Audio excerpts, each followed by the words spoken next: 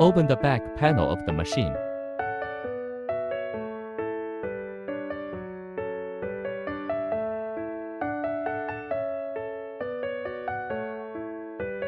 Remove the clip from the water pipe of the water inlet valve.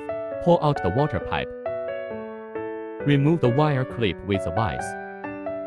Replace it with a new water inlet valve. Insert the water pipe into the water inlet valve and secure both ends with the clips. When replacing the water inlet valve, pay attention to the direction for inserting the water pipe. The arrow on the water inlet valve indicates the direction of the water flow. Water flows in from this side and out from this side. Plug the tap water outlet into this end. This is the water outlet. It goes into the sink. This can be reversed. If it has reversed, the water won't flow in. Then secure the water inlet valve tightly with screws.